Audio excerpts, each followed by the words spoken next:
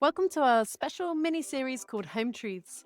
We're going to be talking about some common misconceptions in the world of renovating and basically shine a light on how to avoid a stressful renovation. If you're thinking about renovating or about to start, or you're right in the middle of it, this is for you. Welcome, everyone, to this week's episode of Home Truths. Today, we're going to be talking about time and unpacking why a renovation will take longer than you think. I thought maybe we should start with a typical project timeline. What do you think, Jane? Yeah, I think that would be a great start. Okay, so I'm going to plunge straight into design and the planning stage. That normally takes about 2 to 4 months. Permissions and approvals, that usually takes between 2 to 3 months. Tendering and contractor choice, 1 to 2 months. Construction, 3 to 6 months. Snagging and moving in, 1 month. So obviously this is for like typical projects. So what is that in total? Like, what are we Yes, I looking at know. when all of those are added together? I knew you would ask me that. Nine, 9 to 16 months. 9 to 16 months. That sounds about right. I think when we looked back at our projects that we've done with our architecture practice, I think the quickest project that we had from first email, so first contact from a client to them moving in and completing snagging was 12 months. And I remember that was back to back. There was no delay in any of the sections. We really raced through that project.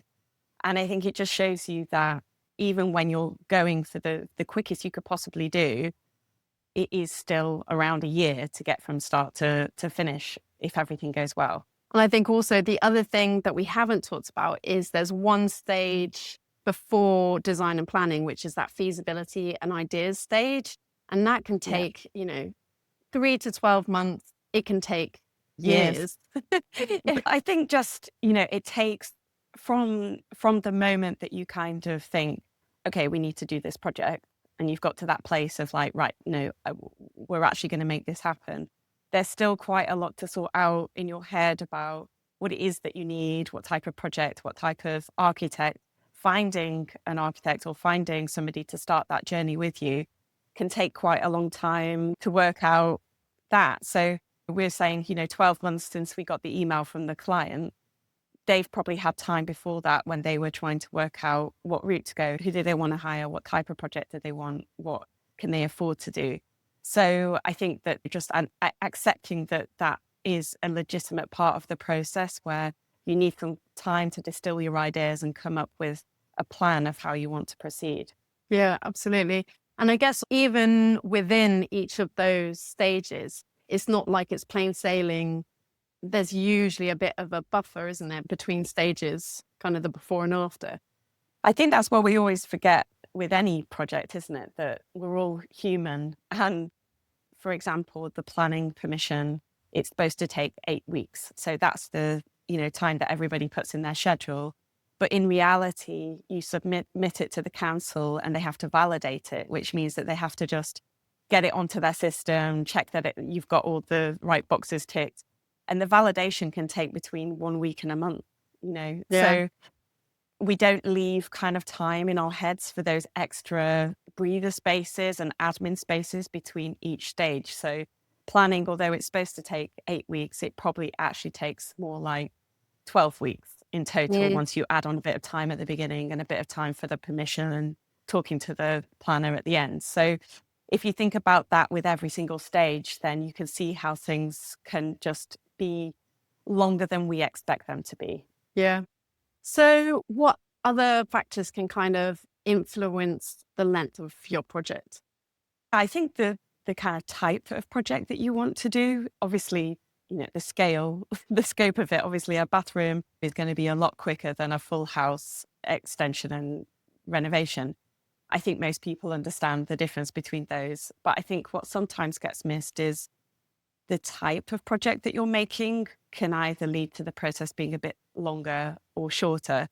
And what we mean by that is probably the difference between working with an architect on kind of a bespoke design project versus, organizing architectural drawings to add space to your home, which you then work with a contractor to fulfill. And the difference between those two things is there's probably a lot more design time and deciding time in that bespoke route, or where, you're going to look into a certain lighting design that adds more time before you get to site and even before planning quite often, because there'll be more concept design, there'll be more detailed design in working out what all those things are. Whereas if you're in the faster route, it will be more like, well, how big is it? You'll do the basic set of building control drawings to meet the regulations and to meet planning. And then you'll be working out the detail when you're on site. So I think it's just accepting that those two different options result in different program lengths. Yeah. What's really interesting in a way is that the time on site is often the same, because contractors that are used to working, with bespoke details will be used to doing that. So I don't think it makes a massive difference when you're actually on site, but the preparation side, in one route, you're deciding everything up front. And in the other route, you're kind of deciding things more when you're actually on site. Mm. It's quite interesting here, though, to think about the cost, because often you think if you go on that faster route, you have more cost certainty. But it's interesting because you're kind of getting cost certainty for that shell, like the building structure of your extension. But often what gets missed is actually the cost of all the client supply items. If you haven't worked those out and you're deciding them on site, you actually don't know how expensive your extension is going to cost, because you haven't actually ever sat down and kind of written it all out in a list and seen the final total. Whereas I think the other route, like you say, is longer. It feels like there's less cost certainty because you don't know the cost until you go out to tender. So you don't get it till a later date. But in some ways, once you've got that information, and if you are on budget, that's where it can stay. It doesn't have to increase or anything. Maybe that faster route is more appealing because it just feels more contained and known. But actually, behind the scenes, there's so much unknown, and you're having to decide that on site. So I think it's going back to what your real priorities are for the project. Yeah, because that suits some people really well. Yeah. They're like, we need a bathroom. We're going to go to the bathroom showroom. We're going to decide now it's going to get delivered. You have less time to kind of think and plan and make those decisions when you're already in the build. And that's great for some people, but others will want that time to really go through all the options, working out different price options, different layout options, different looks and kind of styles. So if that's you and you know that you're going to want to really get involved in that design and the thinking out the interiors, then maybe you want to give yourself a little bit more time so that you can enjoy that process. Because for some people, it's something nice. It's a creative thing that they want to do. And for others, it's more practical, and they don't need to go through that process, and they just need to organize and get stuff to site when they need it. I guess our top tip for both routes, though, would be to use that time in planning to really start exploring all the options of your internal fit outs. I guess in talking about timelines, I think it's something that often it can seem confusing when you're going to speak to different contractors or different architects. And there's some people saying, oh, it's going to be super quick. We can prepare planning drawings in 3 weeks. Planning will be 8 weeks, and then boom, we're 2 weeks for detailed design and we'll be on site. And that can seem quite confusing when then you go to somebody else and maybe a more bespoke architect, and they're saying, oh, well, it's going to take, more in the months for each one of those stages. And you're kind of like, how does that work? You really have to ask them what it is that they're producing in the time that they're suggesting, because it will be different. So one architect might do interior drawings for every one of your rooms. So they're showing you the internal layouts, internal elevations, and maybe they're doing shop drawings for bespoke staircases. There could be so much work in there, whereas somebody else might be just showing you roughly where everything is, but we've not really gone into the detail. And, just be aware of those timescales when you're chatting to people and ask the questions. Yeah. And I guess it's the same for contractors, isn't it? When different contractors are giving you different timescales, some of them will be thinking more about the shell and how quickly they're going to get that finished. And some will be talking about this more bespoke, if they're building a bespoke staircase, for example, that's going to lengthen the program. So it really depends who you're talking to and the service they're providing. I think that's so key, though, what you just said about asking the question, because so much of it is down to the homeowner understanding that there are differences to interrogate. And I think that's part of the problem, isn't it? Whether you're talking about design professionals or you're talking about contractors, you kind of just think a contractor is a contractor and an architect is an architect, but that within each, there's such a wide spectrum. So I mean, what would you suggest is the right question to make sure that you're aligned with the right person for the right project that you're looking for? Talking about timeline and about the scope of the works they're going to do would be really like a good place to start, especially for an architect, because questions like, are you going to help us select our fittings and finishes? Are you going to do detailed internal drawings of the spaces? Are you going to do an electrical plan? Actually trying to understand the deliverables which they're offering you is really key to understanding the service that you're getting. So if they can talk you through their process, but not in vague terms like detailed design, Yeah. but more in terms of what do we actually kind of get at the end of that. If they're going to help you choose all your fittings and finishes, it might be that they'll make you a list of all the actual products that you're going to use in your project. Whereas another architect would say, well, I'll leave you to do that yourself. You'll do that with the contractor. So then you know where you are. And I think the same with the contractor, just having knowledge about the language of the shell of the build and the interior fit out, and asking them how long each one's going to take and what are they going to be doing in each part, and how are you going to supply the information that they need. Having that conversation as well is going to be really eye-opening in terms of the service they're going to provide you with. Mm-hmm. Yeah. And I guess it's just worth saying that there's no right or wrong route. It's about making sure that the route that you're choosing is right for you. And I think that's really key. If you want just a quick job, you definitely don't want someone drawing up every elevation of the inside of your house. You're like, I really don't need that. You don't want to pay things you don't need. And likewise, you don't want to be on site being like, oh, I thought we were going to work this out and it's really important to me and nobody's thought about it. You want to make sure you're in the right path. Yes, absolutely. I guess that comes on to possible causes of delay. We've also touched on this in past episodes, but decision-making bottlenecks. One indecision can hold up multiple trades on site. And I think that, again, goes back to what you were saying about where do you want to make your decisions? Do you want to make them before you've got a builder on board, or do you actually want to do it when you're on site and people are waiting for you? And that can really cause problems. Yeah. And if you're the type of person that's, that it's not going to worry you too much when you get asked a question, you're going to be saying, yeah, go for it, fine. Then that's fine to decide that on site. If you're the type of person that really wants to go away, think about something, look at all the options, worry about all the different outcomes, then you will be suited to the other route where you can bottom out as many of those things before you get to site. You can't eliminate them all because there's always things that crop up that require decisions. But if you want to really interrogate those decisions, then having that time before is a really good option, because sometimes when there's a decision waiting, it gets obviously quite stressful, like you just said, to have people waiting on your answer and you're trying to frantically come up with a decision. But also, if that decision is actually causing delays, that people were on site that then had to leave site, one, you could be charged for that delay because that's on you, as in the extra time that they might have to add onto their schedule. But two, you might not be able to make a good decision. And then finally, three, you don't want your project to lose momentum. There's this feeling that everybody's kind of organized and there and they've got slots for different things.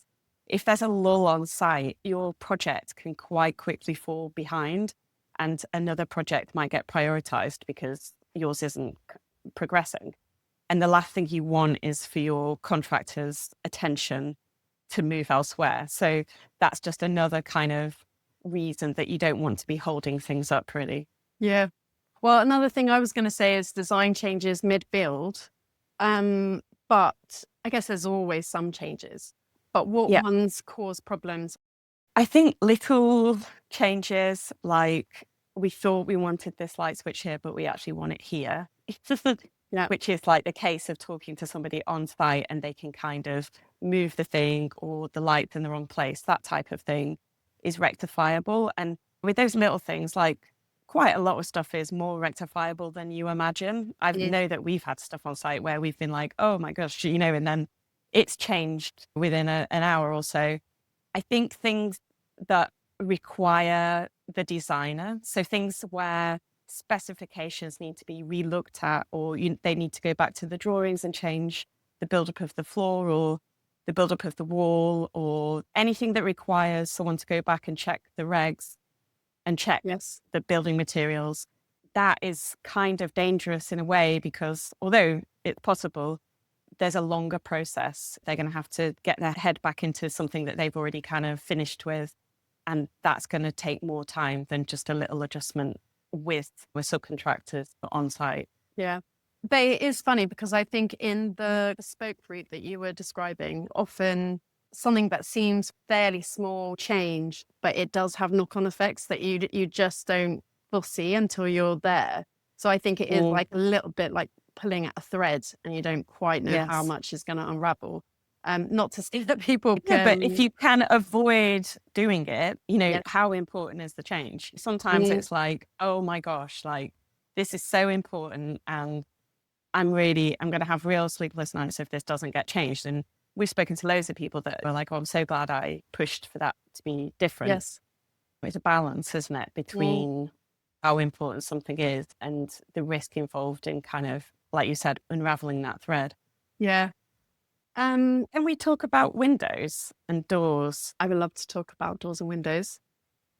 Doors and windows is just such a big old thing, isn't it? And that is one of the main reasons that there are delays on site. The things with doors and windows is that if they are bespoke made, you're talking lead times of 10, 12, 14, 16 weeks, which it's a long time to be waiting. The thing about windows and doors is that there are some that you can buy off the shelf. So they're a bit like buying products, and lots of contractors will buy from their suppliers, and the lead time might only be 3 to 4 weeks, or maybe even less if it's kind of a standard size. So in that situation, you can have contractors that are like, oh, well, we'll use our windows. They know when they're going to arrive. And so they build that into their program and everything's kind of happy days. But if you go for a bespoke window size from a more kind of bespoke manufacturer, often those windows are coming from Europe. They get made to your measurements. And so there is a long time in getting the factory, the surveying of the windows, getting those measurements to the factory making it, and then the delivery time. And that's why it can take that much longer. So you really need to know before you get to site which type of windows and doors you're having, because your contractor will need to build in that time to the program. And I think one of the biggest things that cause a problem is that ideally, in the ideal situation, say you're having patio doors made, you want the hole where the patio doors are going to go to be built. Then someone from the window supplier comes and measures the opening and checks the measurements, and then places the order for the window. And then from that time, then you've got a big old lead time. And the problem is that by the time the openings are made, you don't want to be waiting 12 weeks to have those windows in, because that's the exact time when you should be doing your interior fit out, and you can't do your interior fit out until you've got the windows. So many projects have this big wait. They get everything's done, everything's built, the windows are waiting. Then we have maybe 2 months even where nothing happens because we're waiting for windows. There are a couple of ways around this. Do the non-bespoke route. If it's patio doors, you could make the opening a standard size so that you can order something standard and check with your builder and their lead times for their contacts. The other way to do it is take the risk and ask for the hole to be built, like order your windows and doors ahead of time, get the contractor to build to the exact measurements that you've ordered the windows for. And the problem with that, I guess, is that it's quite risky. we used to do it for our clients, didn't we? All the Yeah. time, because it just didn't make sense for the site to be delayed. And I But think, neither of us ever liked putting that order in. It just feels so fine. no, We, in a way, I don't know why we took that risk. I think we just wanted to do the best thing for the project. But it is then on the architect to make sure the builder, they're like really checking the openings and making sure that the builder's done everything to the right size.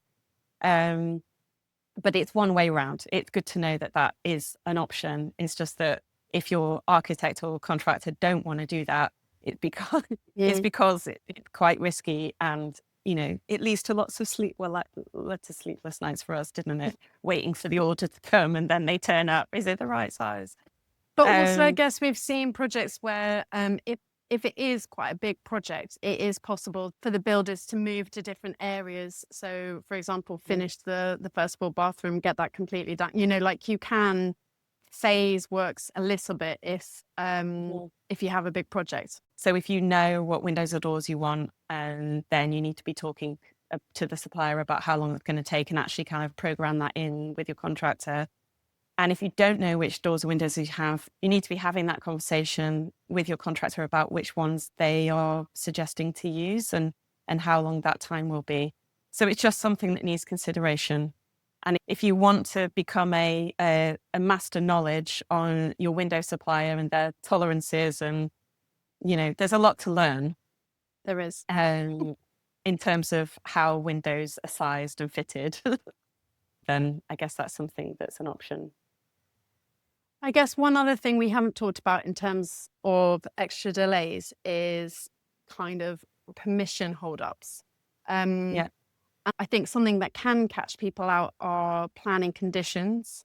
If you get your planning permission and there's a condition for a particular material, or what other things can there be? Sometimes they want additional drawings to Mm, kind of say they're really interested in how the windows are done. Sometimes they'll ask your architect to supply additional information, or like Amy said, like materials, like what exact material is the cladding. yeah, Sometimes you have to send samples into the planning office so that they can see them. Not every application has those type of requirements, but it's always good to check, because sometimes it can be a long time from receiving the planning permission to actually being on site, and all of a sudden it's like, oh, we've got to do these things before we can start. So it will be on the decision notice. There's always a section at the end that says if there are conditions that's worth checking. And again, the party walls. So after you've got your planning permission, that's normally the time when the structural design is done in detailed design. And you quite often need the structural design to, if you need party walls, to show foundations or things that are happening to the party wall. So there is a bit of kind of a process with that. So as soon as you've got your structural design and if you know you need party walls, you need to crack on with that straight away and not leave it to the point where you're very close to site, because there are situations where you can't start on site unless you've got that. I guess other things that can catch people out are kind of build over agreements. Mm-hmm. That's That's similar, I guess, to the party walls in a way, because you quite often need your structural designs. A build over agreement is where you might have pipe work in your back garden that is on a joint terrace. So it's not just your pipe work, it's kind of part of the system. Or you have a manhole at the back of your house. You'll quite often need permission from the local water authority to build over those pipes, or to move a manhole, or to kind of make changes to the arrangement of drainage. And hopefully your architect or designer will have flagged if you have any of that in your back garden that needs dealing with. So it's all, or if you see a manhole and your project going to be not even just over it, but near it, you should be looking into that and asking questions about that. It's not a big thing to get the approval to build over, but it is a process that just takes time again. And quite often you'll need drawings from your structural engineer to kind of show how you're going to not damage the pipes when you're building near or over pipe work. So again, something to do, once you've got your planning permission, you've got your structural drawings, that's the time that you need to be thinking about that. And if you come across pipes that you didn't know were there, while you're digging, unfortunately, you'll need to do that in the process. So, Mhm. and work usually has to stop while you do that. So it's a good thing to try and bottom out before you start. Okay, so maybe we can offer a few tips for how to stay on track. I guess the first one that I thought we should kind of talked around is front loading your decisions. Mhm. Absolutely. The more you can push earlier, the better. And that will, stop you being held up on site. Checking those permissions, asking your architect or contractor if there's any party walls or build over agreements that you need and just, or planning conditions. If you can check those things earlier rather than later, that will get you on site quicker and prevent you stopping site. Any other tips you would say for keeping things on track? I think, just going back to the beginning bit, in the same way as we say about budgets, just facing up to the timescales and accepting them and being realistic about them will really help your stress levels, because I think sometimes people put unnecessary pressure to get things done by a certain date. And I think kind of Christmas is definitely one, or like maybe a new baby or something that's kind of finite and you have in your head, like, we have to get it done by this point. If it looks tight, you won't hit your mark. Things Yeah. always take longer than you expect, not less.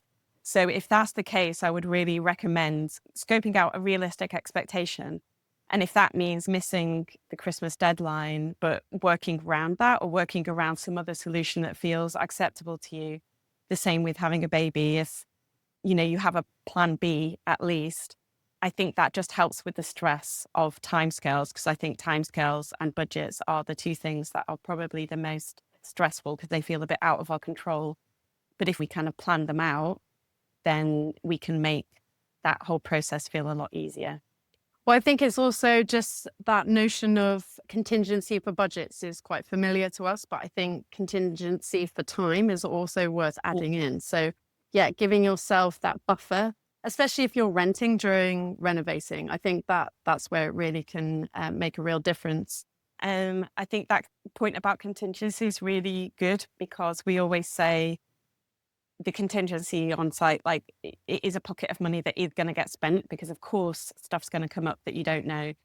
And the time contingency is the same. It's not just kind of for fun. You have to schedule in a certain amount of time after the agreed finish date to accept those things on site and to get done that you weren't expecting. So that it is a real thing, and to just put that into your program. Yeah. Thank you so much for being with us. We've really enjoyed sharing our home truths with you, and we might do another series next year. But let us know if there's any topics that you would like us to cover. We're really happy to hear from you, so let us know. Thanks, everybody. Okay, thanks everybody. Bye. Bye.